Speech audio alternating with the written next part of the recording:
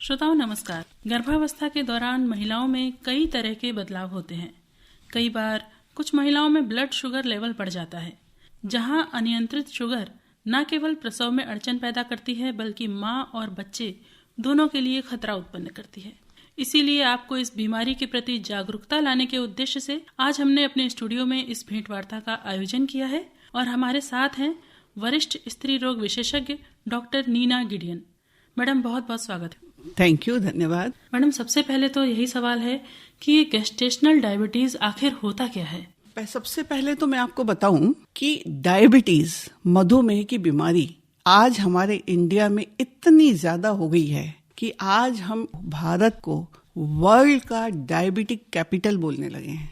और होता क्या है, इसमें जो इंसुलिन बनाने की एक ग्लैंड होती है अपने पेट में, दैट इज कॉल्ड पेनक्रियास होता है। उस पेनक्रियास से एक इंसुलिन हार्मोन बनता है। इसी इंसुलिन हार्मोन के कम होने से या नहीं बनने से, या जो बॉडी की सेल्स होती हैं वो इसका उपयोग नहीं कर पाती हैं, इन सब के कारण डायबिटीज होती है। और जब ये डायबिटीज होती है तो इसमें ग्लूकोज की जो मात्रा है वो इंसुलिन से पच नहीं पा रही है, तो बॉडी के अंदर ग्लूकोज की मात्रा बढ़ जाती है। इसको हम बोलते हैं हाइपरग्लाइसीमिया। ये मेनली तो दो टाइप की है, टाइप 1 और टाइप 2। टाइप 1 वो है जिसमें कि बिल्कुल इंसुलिन नहीं बनता और ये ज्यादातर बच्चों में और किशोर अवस्था में होती है। दूसरी टाइप 2 है जो बड़े लोगों में होने लगती है, वृद्ध हो जाते हैं जो, उनमें टाइप 2 होती है जिसमें इंसुलिन की मात्रा कम होती जाती है। उनको गोलियां देते हैं, उनको इंसुलिन भी लगता है। और जो आज तीसरी जो हम जिस पे बात करने जा रहे हैं वो है गर्भावस्था में मधुमेह होना, that is called gestational diabetes mellitus. Short में हम इसको GDM बोलते हैं। जी मैडम, गर्भावस्था या प्रेगनेंसी के दौरान जब शुगर जो है हमारी इतनी खतरनाक साबित हो सकती है, इसके बारे में जागरूक होना बहुत ही महत्वपूर्ण हो जाता है। आप हमें बताइए कि कैसे इसके कारण को जान सकते हैं। चूंकि GDM गेस्टेशनल डायबिटीज जो है वो महिलाओं में आजकल बहुत हो रही है। क्योंकि हमारे जीवन की जो शैली है, जीवन शैली, वो बहुत चेंज हो गई है। आजकल गर्भवती महिलाएं बहुत लेट मैरिज करती हैं, ज्यादा एज में उनकी शादियां होती हैं, तो बच्चा भी वो बाद में बहुत लेट एज में करती हैं। तो जो हार्मोनल बैलेंस होता है वो सब डिस्टर्ब हो जाता है। हमारे यहाँ की जीवन शैली जो है, काम नहीं करते हैं, मोबाइल और सारी चीजें लेते हैं। गेस्टेशनल डायबिटीज जो है ये गांव से ज्यादा शहरों में होती है। क्योंकि यहाँ पे ज्यादा चलना फिरना नहीं है, शारीरिक मेहनत नहीं करती हैं महिलाएं, सारा काम मोबाइल से या मशीनों से, सब चीजों से होता है। ये सारे कारण हैं कि जो गेस्टेशनल डायबिटीज को बढ़ाते हैं। इसके साथ ही ये आनुवंशिक कारण भी है। जो भी गर्भवती महिला है जिसके अगर माँ बाप को डायबिटीज है तो उसका असर गेस्टेशनल डायबिटीज होने में होता है। तो उस महिला को ज्यादा 50% चांसेस होते हैं कि वो महिला को डायबिटीज हो। तो इस तरह से गेस्टेशनल डायबिटीज जो कि बहुत ही खतरनाक स्थिति में आ गई है, जिसका असर माँ और बच्चे दोनों पे होता है, उसके बारे में मैं आज हमारी जनता को, लोगों को बताना चाहूंगी कि इसके ऊपर हमें कंट्रोल करना है और इससे हमें समाज को आगे अच्छा स्वस्थ बनाना है। जी मैम, बहुत अच्छी जानकारी दी आपने। और जैसे कि आपने बताया कि जो आंकड़े आपने बताया कि भारत में सबसे ज्यादा लोगों को डायबिटीज हो रही है, ये आंकड़े बहुत चौंकाने वाले हैं और लोग अभी भी इसके प्रति जागरूक नहीं हैं और मानते हैं कि गर्भावस्था जो एक ऐसा पीरियड मानते हैं लोग कि ये तो आराम करने का समय है और इस कारण से भी बीमारी बढ़ती है। सच बात, आप बिल्कुल ठीक कह रही हैं। डायबिटीज पूरे वर्ल्ड में 17% इंडिया में है। 80 million people are affected. 80 million people जो हैं, लोग हैं, वो डायबिटीज से ग्रसित हैं। और जो गेस्टेशनल डायबिटीज है ये वर्ल्ड में 10 गर्भवती महिलाओं में से 1 को होती ही है। उसमें भी महिलाएं जो इंडिया में हैं उनको अब ज्यादा हो रही है। मैडम, आंकड़े तो बहुत ही डरावने हैं, बहुत चौंकाने वाले हैं और इसीलिए इसके बारे में जागरूकता भी बहुत जरूरी हो जाती है। मैडम, आप हमें ये बताइए कि गेस्टेशनल डायबिटीज के लक्षण क्या होते हैं? मैं आपको बताना चाहूंगी कि इस चीज के लिए हमारी भारत सरकार, गवर्नमेंट ऑफ इंडिया बहुत जागरूक हो गई है। तो गवर्नमेंट ऑफ इंडिया ने, स्वास्थ्य मंत्रालय ने ये एक गाइडलाइन निकाली है कि गेस्टेशनल डायबिटीज को हम कैसे उसका निदान करें, उसका प्रबंधन करें। और उस सब चीज के लिए सबसे ज्यादा जरूरी है कि हम उसको कैसे पहचानें, कैसे हम उसको स्क्रीनिंग करें, पता चले। नॉर्मली डायबिटिक पेशेंट के जो 3-4 लक्षण होते हैं बहुत भूख लगना, बहुत प्यास लगना, बहुत यूरिन करना, बार बार जाना, वो चीजें कभी कभी गेस्टेशनल डायबिटीज में पता नहीं चलती। उसमें हो सकता है बहुत थकान महसूस हो रही है, उसको कमजोरी लग रही है, इन्फेक्शन होता है, यूटीआई होने लगता है बार बार। तो ऐसे समय में ये एक नियम बन गया है कि जब भी गर्भवती महिला पहला अपना रजिस्ट्रेशन कराने आती फर्स्ट 3 मंथ्स में, उसी समय एक OGTT, oral glucose tolerance test, अपन शुगर को देखने के लिए कि ये डायबिटिक है कि नहीं है, वो की जाती है। उसमें हम लोग क्या करते हैं, हर गवर्नमेंट के सेक्टर में ये शुरू हो गई है, गांव-गांव में भी हमारे यहाँ पे ये सब चीजें कर रहे हैं और कंपलसरी है। हम उसमें 75 ग्राम ग्लूकोज को 300 ml वाटर में देते हैं घोल के। वो महिला चाहे खाना खा के आई हो, चाहे खाली पेट आई हो, तो उसको हम जब पिलाते हैं उसके ठीक 2 घंटे के बाद हम उसकी शुगर को चेक करते हैं। अगर उस समय उसकी शुगर 140 या 140 से कम है तो वो नॉर्मल है, पर अगर उसकी 140 से ज्यादा है तो वो शुगर डायबिटिक हो सकती है जी। पर 200 से उसको कम है। अगर 200 से ज्यादा है तो वो तो मान के चलिए कि वो डायबिटिक है। तो उसका इलाज तो हमें टैबलेट्स, इंसुलिन और सब थेरेपी से ही अपने को करना पड़ेगा। पर जो ये बीच का पीरियड है जिसमें कि 140 आई उसकी, तो इसमें हम उसको एक ट्रीटमेंट देते हैं और वो हमारा एक होता है न्यूट्रिशन क्या देना, व्यायाम कैसे करवाना 15 दिन के लिए।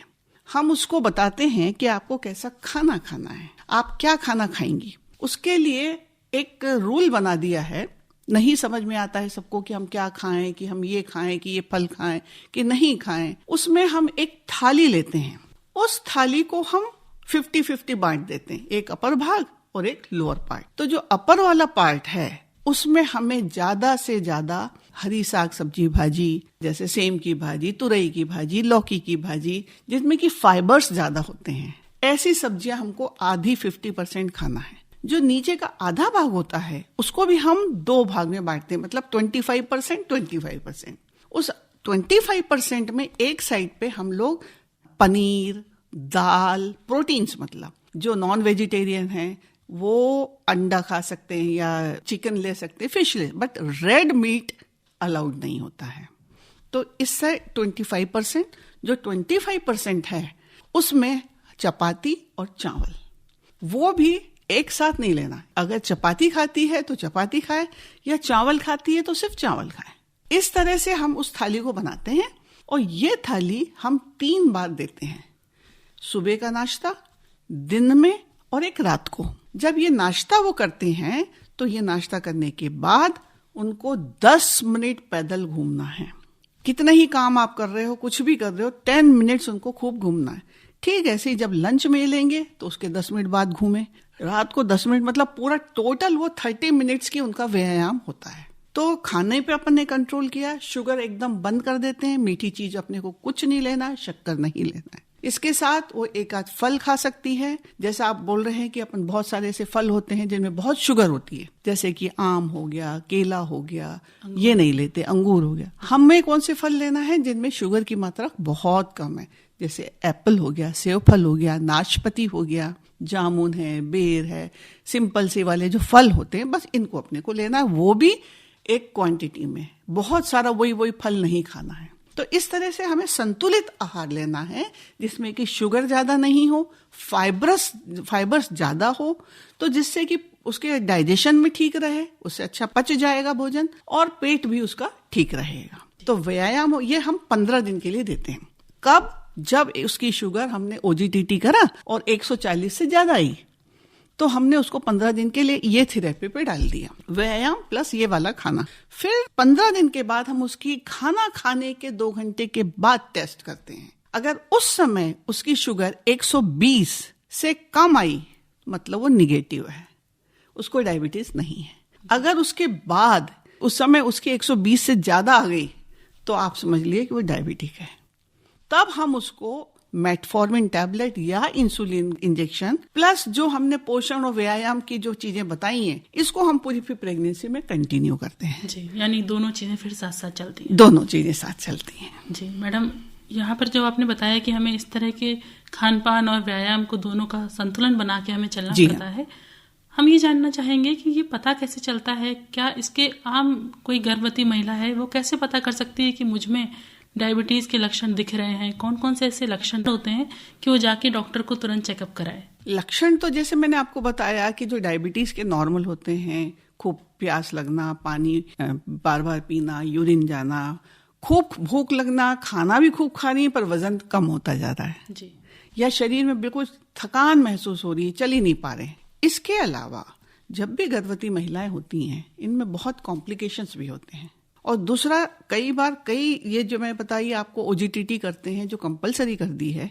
अगर पहले फर्स्ट 3 मंथ्स में निगेटिव आती है तो हम इसको 24 से 28 हफ्ते में फिर से रिपीट कराते हैं जी। तब भी अगर पॉजिटिव है कि निगेटिव, उसके अकॉर्डिंग हम उसका ट्रीटमेंट करते हैं। लेकिन कई बार कोई सिम्टम्स नहीं होते, हमें सिर्फ OGTT से ही पता चलता है कि ये है। ऐसे में जांच कराना बहुत आवश्यक है। इसलिए मैं सबको, एक एक जन को, गर्भवती महिलाओं को ये संदेश देना चाहती हूँ कि एक एक गर्भवती महिलाएं पहला रजिस्ट्रेशन जरूर कराएं और रजिस्ट्रेशन के समय अपनी ये OGTT टेस्ट जरूर कराएं। मैडम, जागरूकता के लिए जो आपने हमें बातें बताई हैं, लोग जागरूक होते भी हैं, लेकिन जब तक वो उसकी जटिलताएं नहीं समझते, उससे होने वाले नुकसान को नहीं जानते, बिल्कुल, तब तक वो ढीला रवैया अपनाते हैं। खास करके हमारे गांव में कुछ महिलाएं या कुछ परिवार इस तरह के होते हैं कि इस चीज को बहुत सीरियस नहीं लेते। हम आपसे जानना चाहेंगे कि अगर जिस महिला को डायबिटीज हो जाती है उसमें उसके शिशु को और माँ को क्या क्या जटिलताओं का सामना करना पड़ सकता है? बिल्कुल, ये बहुत ही इम्पोर्टेंट क्वेश्चन है, क्योंकि इसी के से हमारे को ये गेस्टेशनल डायबिटीज के बारे में जानना बहुत जरूरी है। एक्चुअली क्या होता है, जब माँ को डायबिटीज हुई, उसके अंदर बहुत सारा इंसुलिन की कमी हुई और शुगर हाइपरग्लाइसीमिया हुआ, तो जो माँ से बच्चा चिपका होता है प्लेसेंटा के थ्रू, कन्हेरी के थ्रू, उस कन्हेरी के थ्रू शुगर जाती है बच्चे में। तो जब बच्चे में शुगर ज्यादा, उसमें हाइपरग्लाइसीमिया हो जाता है। तो उस हाइपरग्लाइसीमिया में इंसुलिन ज्यादा बनता है और उस इंसुलिन के ज्यादा बनने से बच्चे का जो वेट है वो बहुत बढ़ जाता है। जो बच्चा, डायबिटिक महिलाएं होती हैं उनमें बच्चे का वेट 4 किलो या 4 किलो से ज्यादा होता है। महिला में पानी अंदर जिसमें बच्चा रहता है उसका अमाउंट बहुत बढ़ जाता है, उसको बोलते हैं पॉलीहाइड्रेमनियोस, पानी का बहुत ज्यादा बनना। उससे क्या होता है, बाद में अगर थैली फूटती है तो जल्दी सब पानी निकलता है, उससे इन्फेक्शन होता है, घाव पूरे नहीं भर पाते, एबॉर्शन हो जाता है, गर्भपात होने की चांसेस बहुत होते हैं माँ में। इसी के साथ कभी कभी बच्चा अपने आप पेट में ही खत्म हो जाता है बिकॉज ऑफ डायबिटीज के कारण। तो इस तरह से ये जो डायबिटीज है वो माँ के लिए खतरनाक है।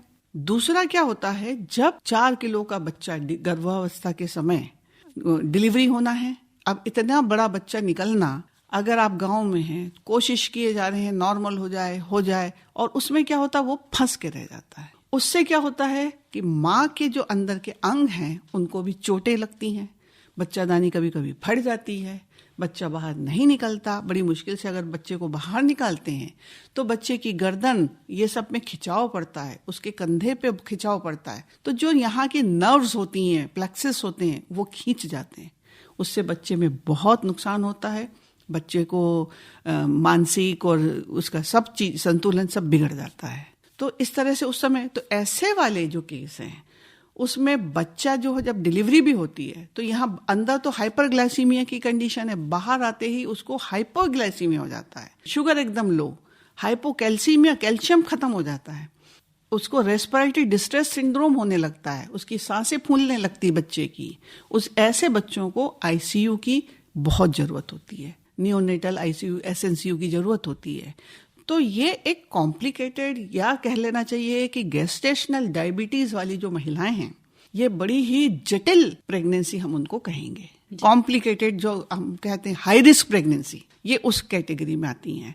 तो इसलिए इसका हमें निदान करना बहुत जरूरी है, इसके लिए ट्रीटमेंट करना, इसके लिए जागरूक करना हमारी महिलाओं को बहुत जरूरी है कि समय रहते हुए आप जांच कराएं, इसके बारे में पूरी हर महीने जांच करवा के डॉक्टर से सलाह लें, कैसा खाना खाना है, कितना व्यायाम करना है, कौन सी टैबलेट्स लेना है। इन सब के रहते हुए हम उसको डायबिटीज को कंट्रोल कर लेंगे और उससे जो हमारे कॉम्प्लिकेशंस हैं वो बहुत कम हो जाएंगे।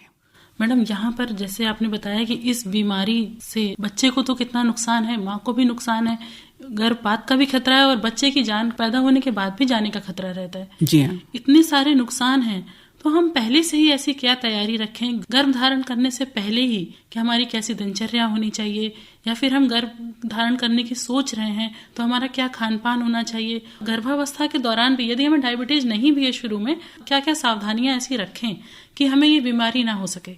सबसे पहली बात तो ये है कि डायबिटीज का मेन जो है वो जीवन शैली में परिवर्तन, चाहे वो शादी से पहले आपने गर्भावस्था नहीं है या आप प्लान कर रहे हैं, उसके पहले बहुत मोटापा, जो ओबीज महिलाएं हो जाती हैं उनमें इसके चांसेस ज़्यादा होते हैं। तो उनको पूरी कोशिश करना है कि खूब व्यायाम करें और अपने वजन को कम करें। जितना वजन कम होगा डायबिटीज होने के चांसेस कम हो जाएंगे। दूसरा, फिजिकल वर्क आप ज़्यादा से ज़्यादा करिए, ताकि इंसुलिन का जो रोल होता है, जितना फिजिकल करेंगे उतनी कैलोरी लॉस होती है और उसके कारण फिर हमारा इंसुलिन, उतना ही इंसुलिन काम में आ जाता है। तो इस तरह से हमें फिजिकल काम बहुत करना है। प्लस खाने में आप जितना, आजकल जो खाना आ रहा है हैवी खाना है, होटल में खाना है, बाहर खाना है, आपने देखा मैगी, पास्ता या बड़ी बड़ी चीज़ें जिसमें बहुत ज़्यादा ऑयल होता है, बहुत ज़्यादा फैट होता है जी। और काम हम लोग फिजिकल करते नहीं हैं। तो उससे क्या होता है कि बॉडी में फैट जमा होता है, उससे इंसुलिन कम हो जाता है, इंसुलिन रेजिस्टेंस डेवलप हो जाता है, इंसुलिन काम नहीं कर पाता है।